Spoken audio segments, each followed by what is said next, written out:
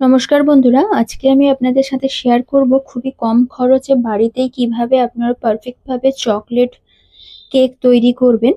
সেরকম বেশি কোনো ক্রিম কিংবা বেকিং সোডা ছাড়াই খুব সহজে বানিয়ে নিন বিস্কুট দিয়ে চকলেট কেক। তার জন্য দেখুন আমি এখানে নিয়েছি অরিওর চকলেট বিস্কিট। প্যাকেটটা কেটে একটি প্লেটে বের করে রেখে দিলাম। দেখুন এবার মাঝে যে ক্রিমটা রয়েছে এটা এখন আমি আলাদা করে একটি পাত্রে রেখে দেব। একটি চামচের সাহায্যে ক্রিমটা তুলে একটি পাত্রে রেখে দিচ্ছি। দেখুন ঠিক একই রকম ভাবে বাকি সব বিস্কুটগুলোর ক্রিম ছাড়িয়ে বিস্কিটগুলো আলাদা করে নেব। বিস্কুটের যে ক্রিমটা রয়েছে ওটা পরে মেল্ট করে ক্রিম হিসেবে ব্যবহৃত করব অন্যান্য ক্রিম বাদ দিয়ে। এবারে দেখুন বিস্কুটগুলোকে আমি এবার একটি মিক্সিং জারে করে গুঁড়িয়ে নেব। তার জন্য একটি মিক্সিং জার নিয়েছি, তাতে বিস্কুটগুলো দিয়ে দেব।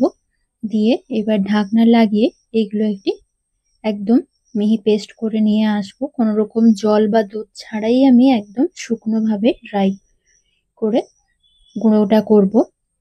দেখুন এই পর্যায়ে গুঁড়ো করে নিয়ে চলে এলাম। এবার এই গুঁড়োটা একটি প্লেটে দেখুন ঢেলে দিয়েছি। আর কতটা মিহি করে পেস্ট করেছি দেখুন। এবার ওই চকলেট বিস্কুটের গুঁড়োটা একটি পাত্রে আমি ট্রান্সফার করে দিচ্ছি যাতে ম্যারিনেশনটা করা যায় সেই জন্য। এরপরে এখানে আমি অ্যাড করে দেব 1 কাপ দুধ। দুধটা একসাথে দেব না, বেশ অল্প অল্প করে দিয়ে এভাবে ম্যারিনেশনটা করব। দেখুন অল্প অল্প দুধ দিয়ে এভাবে ম্যারিনেট করে নিচ্ছি।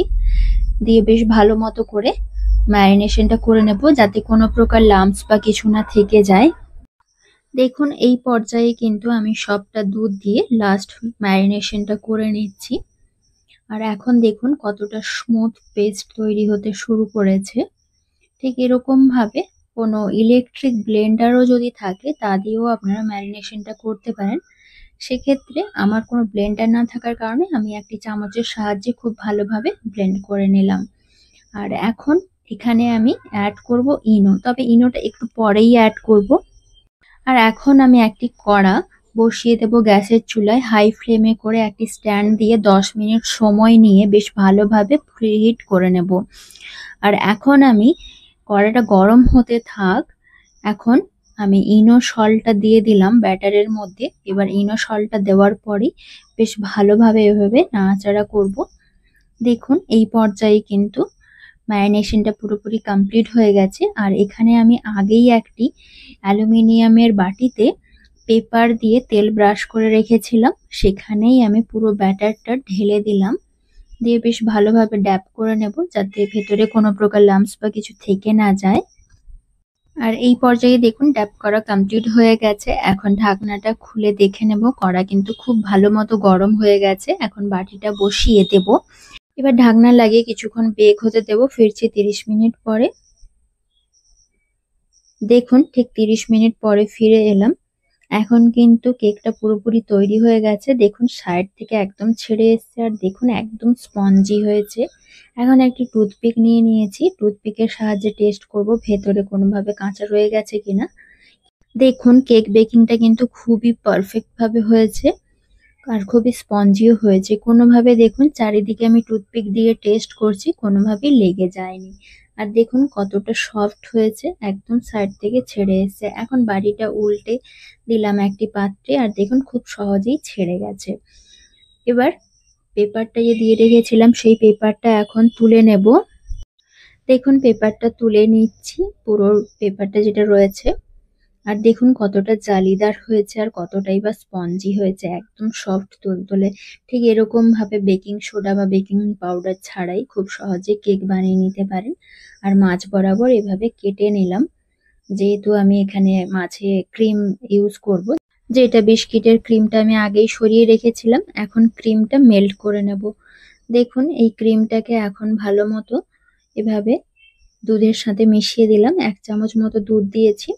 দুধ দিয়ে এখন একটি বাটিতে ট্রান্সফার করে আগুনে বসিয়ে ভালোভাবে ক্রিমটাকে মেল্ট করে নেব। এখন অ্যালুমিনিয়ামের বাটিটা গ্যাসের চুলায় বসিয়ে দিলাম আর এভাবে নাড়াচাড়া করে ক্রিমটাকে দেখুন মেল্ট করে নিচ্ছি। তবে এভাবে নাড়াচাড়া করতে হবে, না হলে কিন্তু দানা পেকে যাবে। সেই জন্য দেখুন এভাবে নাড়াচাড়া করে ক্রিমটা পুরোপুরি মেল্ট করে নিয়েছি। আর এই পর্যায়ে ক্রিম পুরোপুরি তৈরি। এখন গ্যাসের ফ্লেম অফ করে দিয়ে ঠান্ডা হতে দেব। চকলেটের কেকের একটি লেয়ারে চিনি সিরাপ বা সুগার সিরাপ এখানে আমি অ্যাড করে দিচ্ছি। সুগার সিরাপটা আমি আগেই রেডি করে রেখেছিলাম। সেই সুগার সিরাপটা এখানে অ্যাড করে দিলাম। এবার ঠান্ডা হয়ে যাওয়া ক্রিমটা এর ওপর থেকে দিয়ে দেব। এরপরে ভালোভাবে একটি স্পুনের সাহায্যে চারিদিকে স্প্রেড করে দেব। দেখুন চারিদিকে স্প্রেড করে দিয়েছি। এখন আর একটি লেয়ারের যে কেক ছিল সেটি এবার ওপর থেকে দিয়ে দেব। এরপরে এখানে অ্যাড করব আবারও সুগার সিরাপ। অ্যাড করে দিয়েই চকলেটটা দিয়ে দেব। চকো সিরাপ যেটা রয়েছে সেটা অ্যাড করে দেব। দেখুন চকো সিরাপ বেশ কিছুটা পরিমাণে অ্যাড করে দিলাম। এরপরে এখানে আমি গার্নিশিং করে নেব। গার্নিশিং এর জন্য দিয়ে দিলাম একটি অরিও বিস্কিট আর দিয়ে দিলাম বেশ কিছুটা জেমস চকলেট। বিভিন্ন কালারের যে জেমস চকলেট পাওয়া যায় সেইগুলো।